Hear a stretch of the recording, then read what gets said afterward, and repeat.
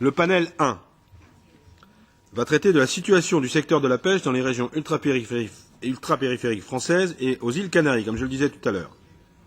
Donc sans plus tarder, nous allons commencer avec le premier panel. J'invite M. Jean-Claude Yoyotte, président du comité régional des pêches maritimes et des élevages marins de Guadeloupe et vice-président du comité national des pêches maritimes et des élevages marins français, à prendre la parole. Quand vous voulez, M. Yoyotte. Merci, Monsieur le Président. Monsieur le Président, Mesdames et Messieurs les députés, chers amis ultramarins, je mesure avec mes collègues toute la solennité de cette assemblée d'expression de la démocratie européenne. Au nom de l'ensemble des départements français ici présents, permettez-moi tout d'abord de vous remercier d'aborder aujourd'hui avec vous la pêche et après moi l'aquaculture de nos régions ultrapériphériques dans une enceinte où nous avons déjà été entendus.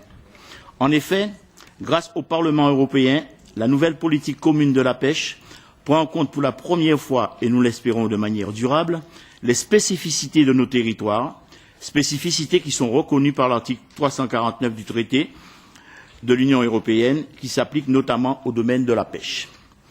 Les avancées que vous avez obtenues dans le cadre du FEAMP ont créé une nouvelle dynamique et un élan d'espoir dans tous nos territoires. Les professionnels se projettent aujourd'hui dans des perspectives d'avenir, d'investissement, de croissance économique et d'emploi que nous souhaitons partager avec vous. Je commencerai donc par un rapide panorama des pêches dans nos territoires. Plus de 2 200 000 habitants vivent dans les 5 DOM, Guadeloupe, y compris Saint-Martin, Martinique, Guyane, Mayotte et Réunion. Ces territoires sont naturellement tournés vers la mer, comme vous pouvez le constater sur la carte. Les DOM représentent ainsi, au total, 1500 km de linéaire de côte, plus de 650 000 km² de ZEE, soit 2 fois plus que la France continentale. Or, comme vous le savez, cet espace maritime français est donc européen, constitue un atout stratégique de taille et représente une immense réserve de recherche, contrairement à d'autres activités des DOM. La pêche domienne n'est donc pas le petit poussé de la pêche européenne, mais un secteur d'importance à l'échelle communautaire. La ZEE guyanaise représente plus du double de celle de l'Allemagne, celle des Antilles françaises approche celle de la Suède et celle de la Réunion et Mayotte dépasse celle de la France métropolitaine. La situation du secteur de la pêche est marquée dans les DOM par une prédominance de la petite pêche qui s'accompagne d'une pêche hauturière à la Réunion et d'une pêche crevettière en Guyane.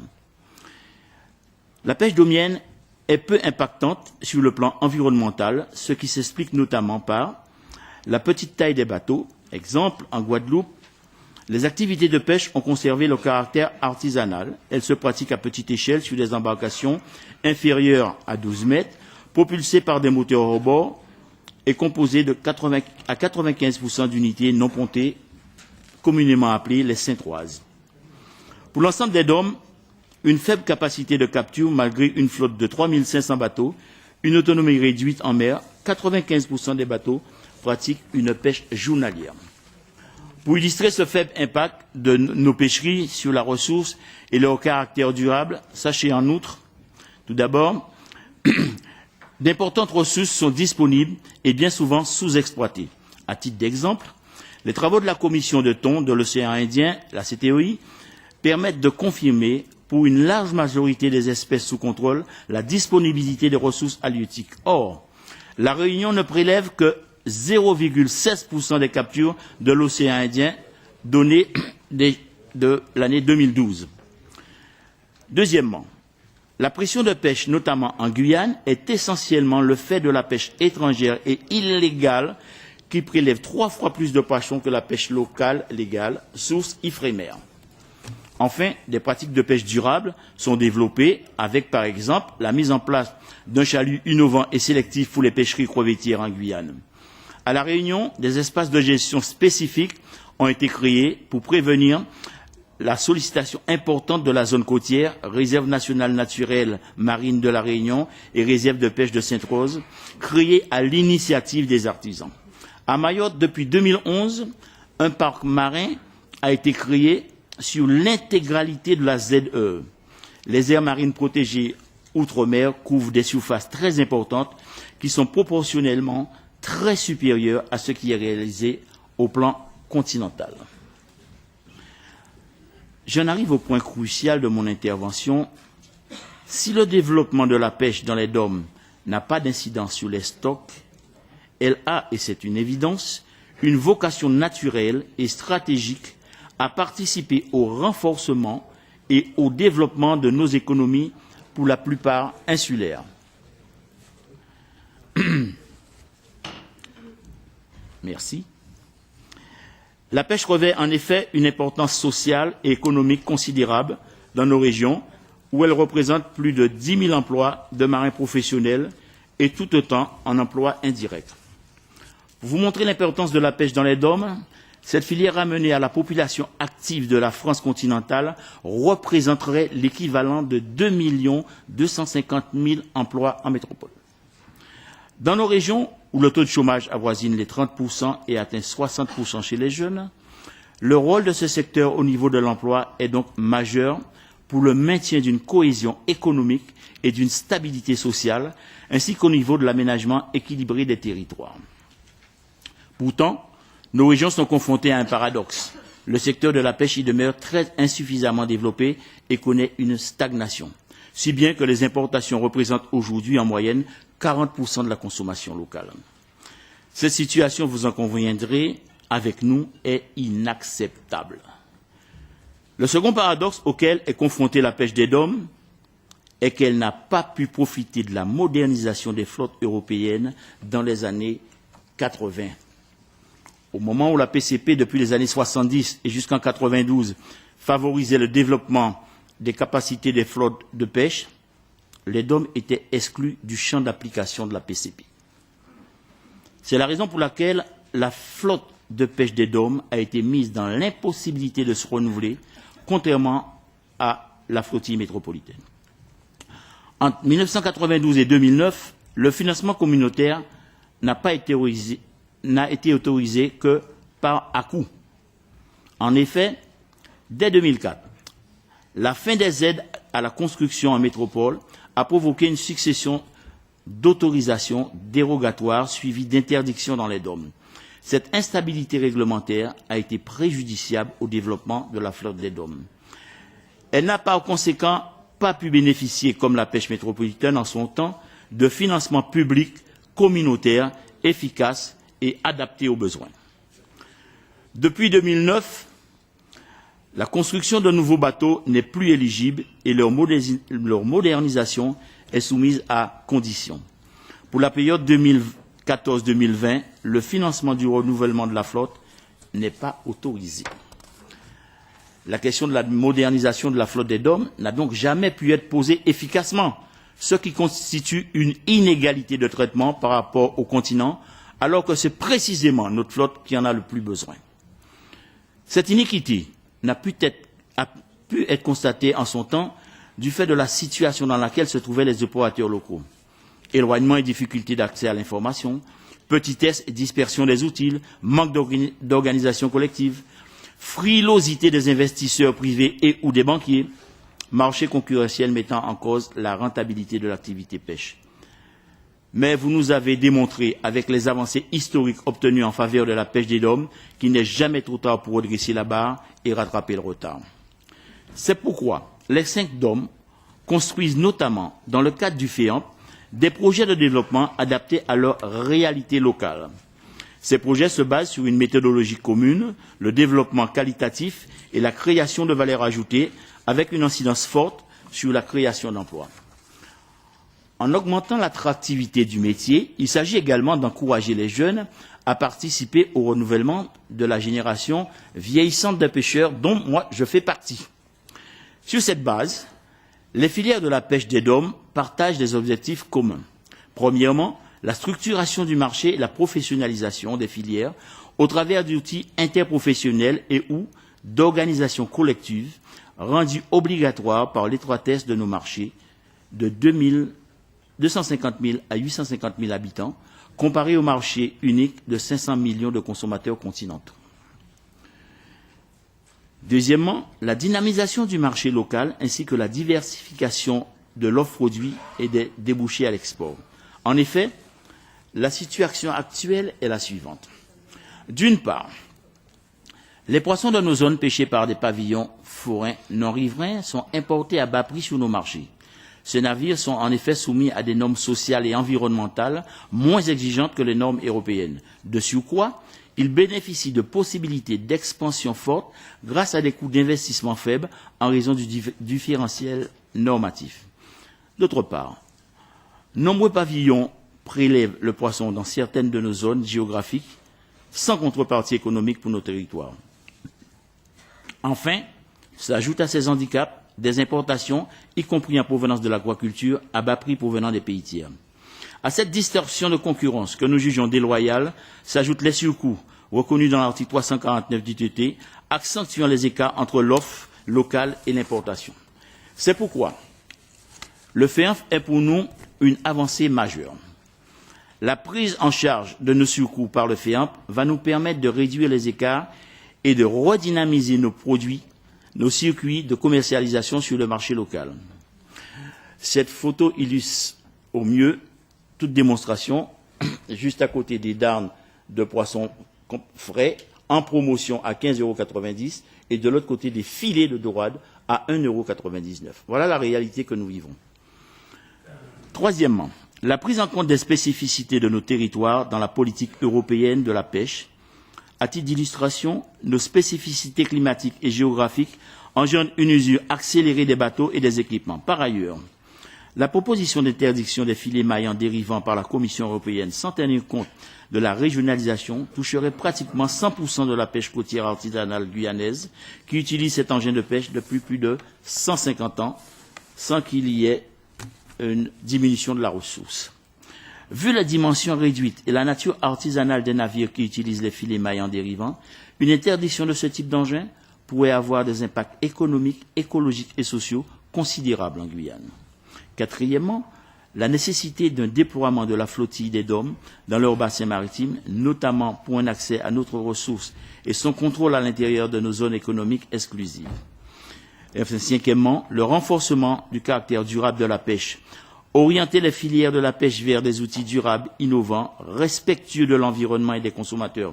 Aux Antilles, par exemple, la pollution à la chlordécone contraint les pêcheurs à aller pêcher plus au large. Des projets existent, comme le développement de bateaux de pêche à propulsion hybride, voile plus moteur thermique. Les DOM sont caractérisés en effet par des alizés portant jusqu'aux zones de pêche.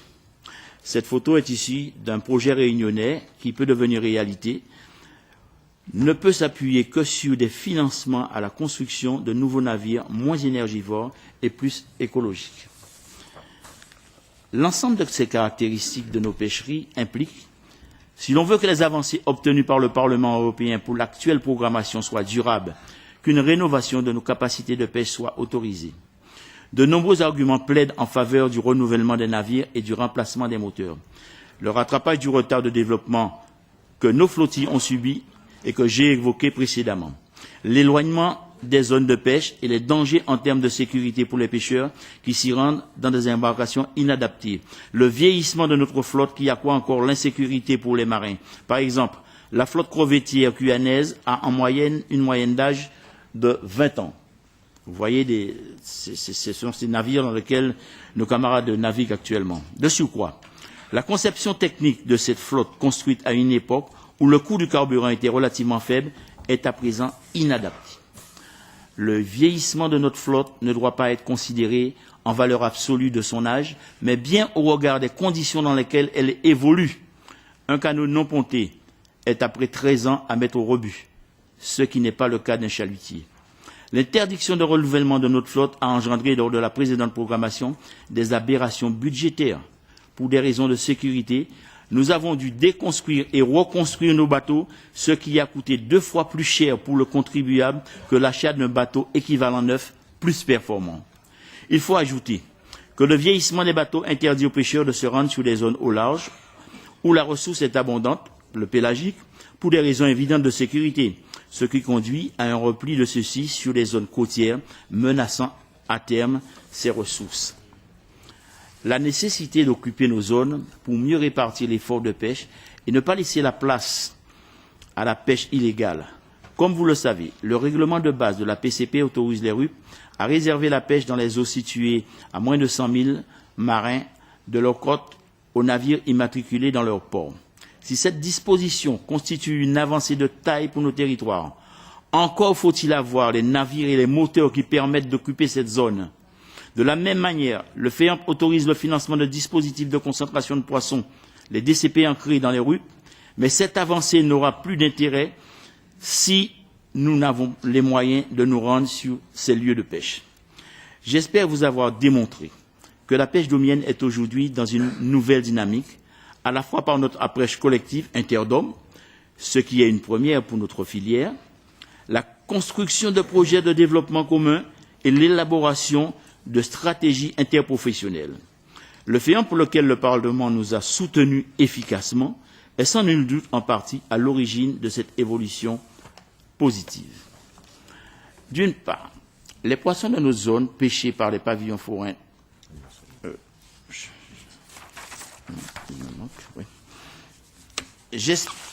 J'espère vous avoir démontré également que la discrimination que nous avons subie ces dernières années ne nous a pas permis de moderniser notre flotte et de l'adapter à nos réalités, alors que la concurrence déloyale atteignait nos territoires.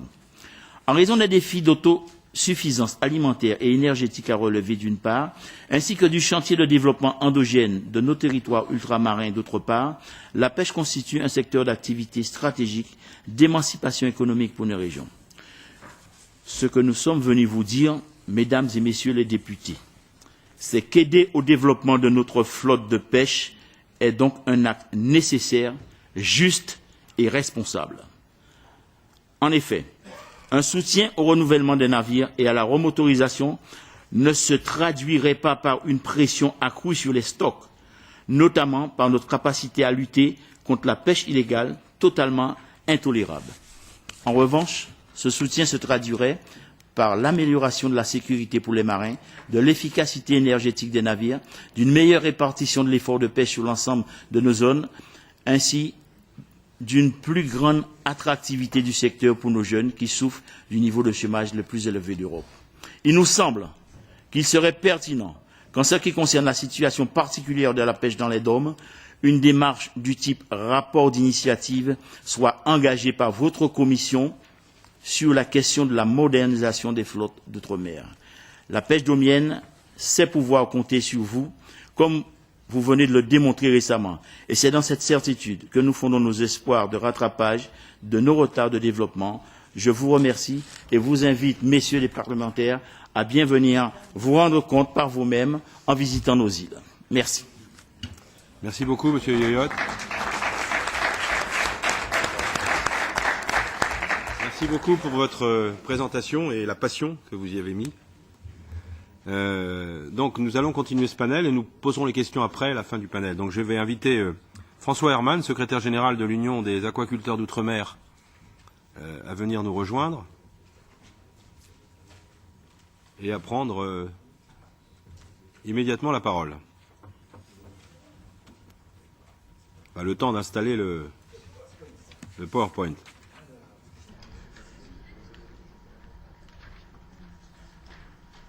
Mesdames et messieurs les parlementaires. Non, le micro. Ah, pardon. Là, c'est bon ? Voilà. Mesdames et messieurs les parlementaires, Monsieur le Président, nous tenons en premier lieu à vous remercier pour l'opportunité que vous nous offrez d'aborder aujourd'hui les questions relatives au développement de l'aquaculture dans les RUP françaises. Il nous paraît important de pouvoir vous sensibiliser à la nécessité de soutenir ce secteur en devenir qui constitue, selon nous, un véritable enjeu social et économique pour nos territoires. Votre invitation est pour nous l'expression de la reconnaissance de notre activité qui s'affirme enfin comme un objectif communautaire. C'est aussi, nous l'espérons, la prise en compte du potentiel et des spécificités de nos régions qui ne peuvent plus être ignorées. La traduction de ce potentiel en développement économique significatif passera par un rattrapage de nos retards structurels et une politique volontariste qui devra s'appuyer sur une stratégie offensive. Je vais pour commencer vous présenter l'Union des aquaculteurs de l'outre-mer, dont j'ai l'honneur d'être le porte-parole aujourd'hui. L'Union des aquaculteurs de l'outre-mer, l'UAOM, a été créée en 2008 et rassemble la totalité des structures associatives aquacoles des RUP françaises. Elle est présente dans l'Atlantique et le bassin caribéen, avec l'ADEPAM en Martinique, le Cipagua en Guadeloupe et l'AAG en Guyane, dans l'océan Indien avec l'ARDA de la Réunion et Aquamai à Mayotte. Aux 5 RUP françaises s'ajoute pour les PTOM la CAPF de Polynésie française pour le Pacifique et l'ARDA de Saint-Pierre-et-Miquelon pour l'Atlantique Nord. L'UAOM est présidée par Dominique Marot, qui est au fond de la salle. La création de l'UAOM est le fruit d'une réflexion engagée sur la nécessité de s'unir. S'unir autour d'objectifs communs pour exister, être mieux écoutés, s'unir autour d'une conscience partagée du potentiel de nos filières, s'unir enfin autour d'une volonté commune de développer une aquaculture durable, adaptée à nos territoires. Cette démarche a été innovante au niveau de nos départements. Aujourd'hui, d'autres filières s'en inspirent et nous nous en félicitons. Avant de continuer, je tiens à vous, si vous le voulez bien, à vous rappeler quelques faits marquants et essentiels sur l'évolution de l'aquaculture mondiale. On n'en a pas toujours conscience en Europe. En 2012, selon la FAO, la production aquatique s'élevait à 158 millions de tonnes, dont 91 étaient issues de la pêche et 67 de l'aquaculture. Alors que la pêche plafonne depuis plus de 20 ans autour de 90 millions de tonnes, l'offre en produits aquatiques n'a cessé de s'accroître. Elle a ainsi doublé depuis les années 60 en passant de 9 kilos à plus de 18 kilos par an et par terrien. Ce résultat n'a été rendu possible que par l'essor spectaculaire de l'aquaculture. Anecdotique, il y a 50 ans, elle atteint aujourd'hui un niveau comparable à la pêche de capture en termes de contribution à la production alimentaire mondiale. En 30 ans, la production de poissons d'élevage destinée à la consommation humaine a été multipliée par 12, avec un taux de croissance annuel de 9%. Aujourd'hui, près d'un poisson sur 2 consommé est issu de l'aquaculture. Et le segment qui connaît la plus forte croissance, la plus forte progression, c'est l'aquaculture tropicale, avec plus 12% par an.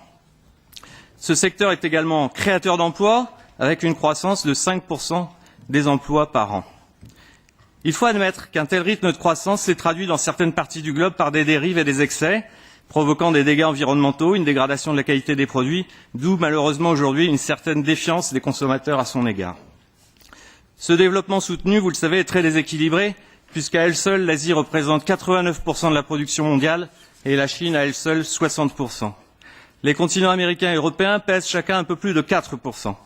Le secteur stagne en Europe, exception faite de la Norvège qui, comme vous le savez, n'est pas membre de l'UE et n'est pas soumise à nos contraintes.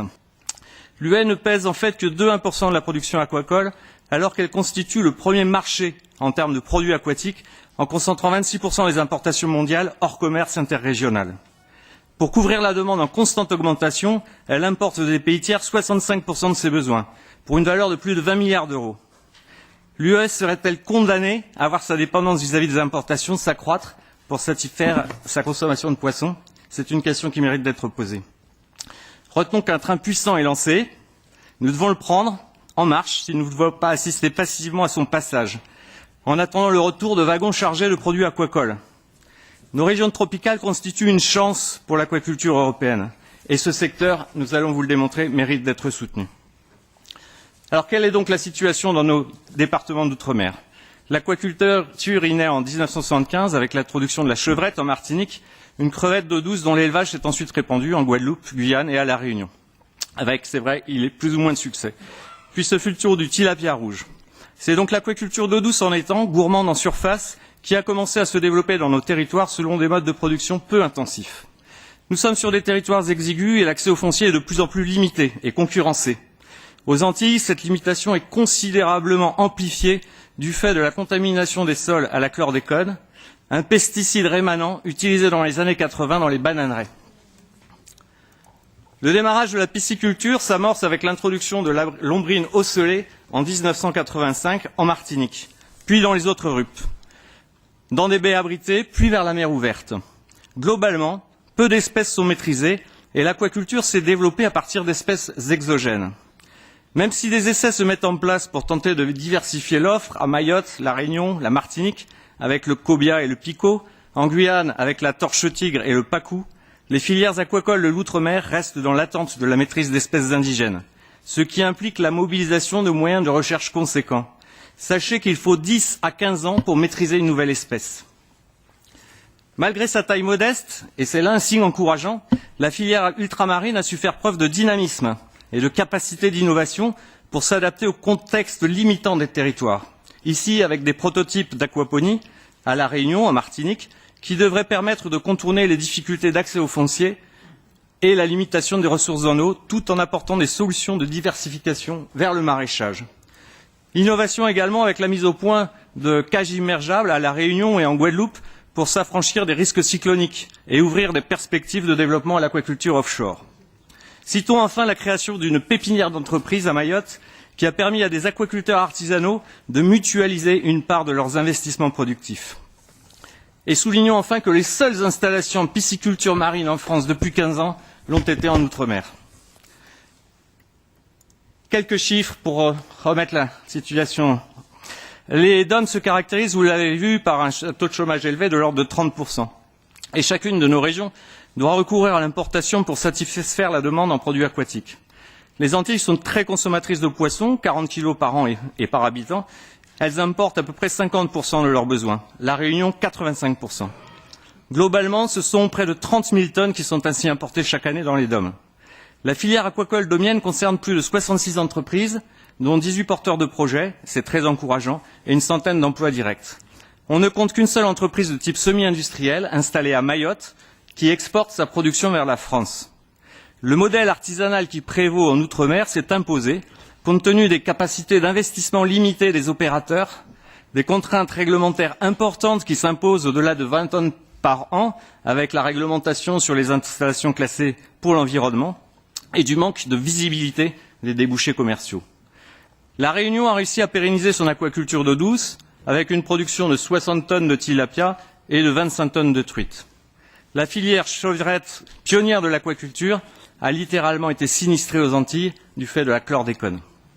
Globalement, exception faite de la Guyane, la filière aquacole continentale sera difficile à développer dans nos départements.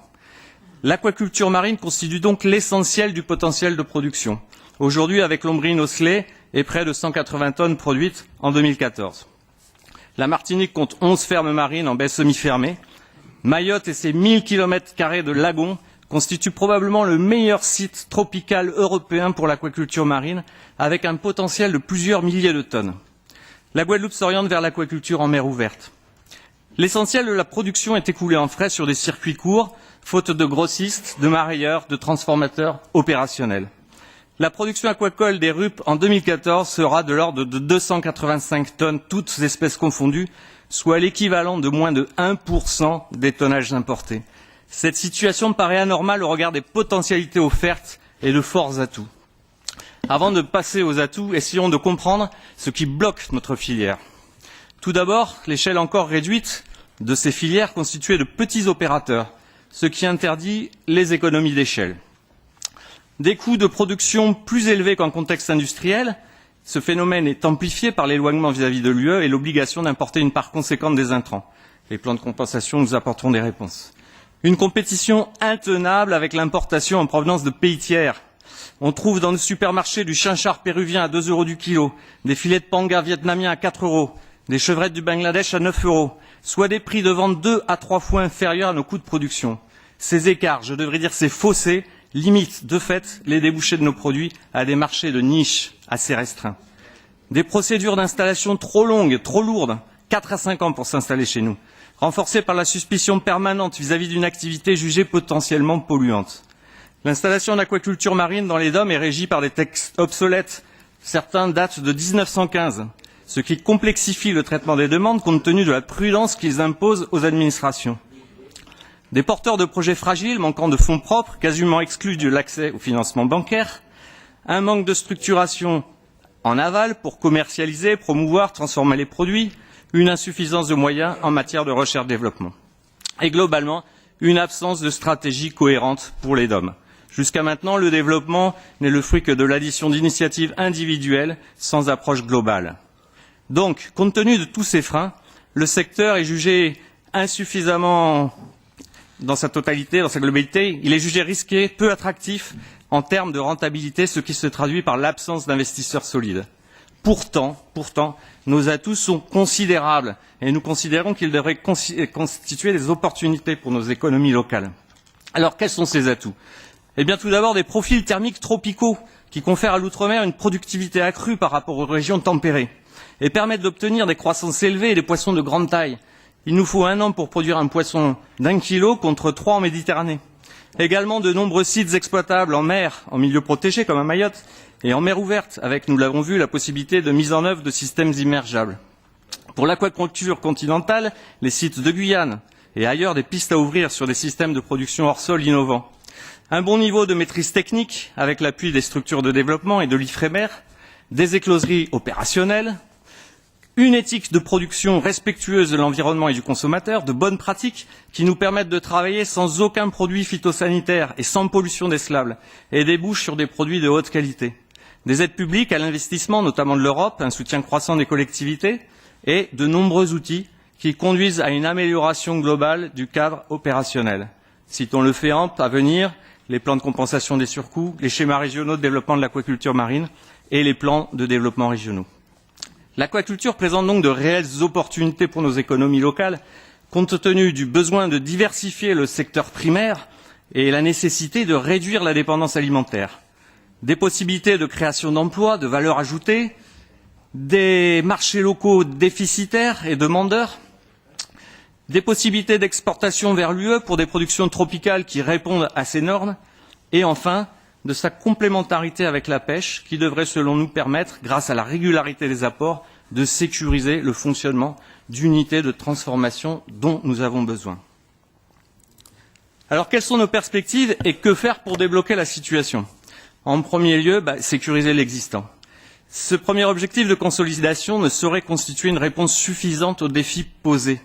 Nous devons viser plus haut, être plus ambitieux, nous projeter à plus long terme pour produire plus, produire mieux et surtout avoir la possibilité de vendre plus. Pour cela, il nous faut construire une stratégie de développement aquacole pour l'outre-mer français. Nous doter d'un plan de développement pluriannuel au travers de la définition d'objectifs pragmatiques, ce qui implique au préalable de répondre clairement à un certain nombre de questions en termes d'objectifs de production, d'emplois à créer, de marchés, de modèles économiques. Ces réponses doivent relever d'un consensus élargi bien au-delà de la seule profession. Elles relèvent des politiques publiques, comme d'une implication de la distribution et d'une sensibilisation accrue des consommateurs. Les investisseurs potentiels doivent pouvoir disposer d'un cadre sécurisant et d'une lisibilité à moyen et long terme. Cette stratégie pourrait s'articuler autour de quelques points forts.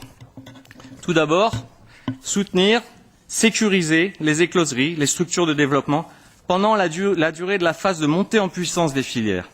L'essentiel de nos coûts de production étant fixe en écloserie, qui sont les premiers maillons de la chaîne de production, eh bien ces outils ne peuvent pas être rentables sans un certain volume de production. Contrairement à l'Europe, vous avez des écloseries qui produisent des millions d'alevins, nos écloseries sont limitées à quelques dizaines, voire centaines de milliers d'alevins. Faciliter les installations d'aquaculture en simplifiant les procédures et en réduisant les délais. Les délais administratifs, la complexité, l'empilement réglementaire sont aujourd'hui de véritables repoussoirs. Nous avons besoin de procédures simplifiées et de délais de traitement contraints. Il nous faut également affirmer l'orientation de l'aquaculture des RUP vers une aquaculture durable, en accord avec les orientations européennes.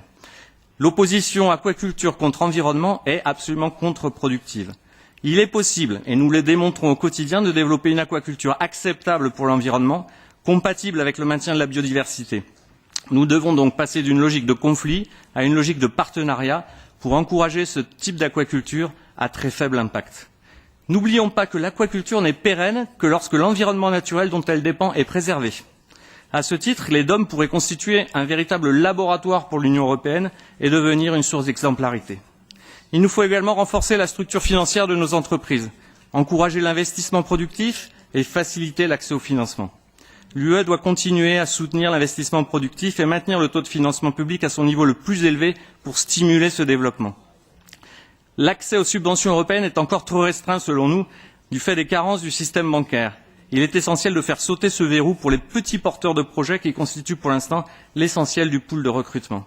Un assouplissement des règles de versement des subventions européennes serait souhaitable avec la possibilité de versement d'avance. Il nous faut également travailler en synergie avec la pêche. Nous l'avons vu, il n'y a pas de compétition, mais complémentarité entre nos activités. Ces synergies sont à rechercher à l'amont, mais surtout à l'aval, en termes de commercialisation, de promotion, de transformation des produits locaux. Et puis, à l'instar des filières d'élevage, la création d'interprofessions, ça a été dit par le président Yoyot, des interprofessions de la pêche et de l'aquaculture, comme la RIPA à La Réunion, devra se généraliser. Il nous faut également ouvrir et identifier les marchés demandeurs. Il n'y a pas aujourd'hui de connaissance fine des attentes de nos marchés. Ce sont tout de même, malgré tout, les marchés locaux qui doivent être visés, selon nous, en premier lieu. Les possibilités d'accès au marché d'export ne doivent pas être occultées, bien que les contraintes de compétitivité y soient encore plus aiguës. Les DOM, nous l'avons vu, sont importateurs de l'essentiel de leurs produits alimentaires.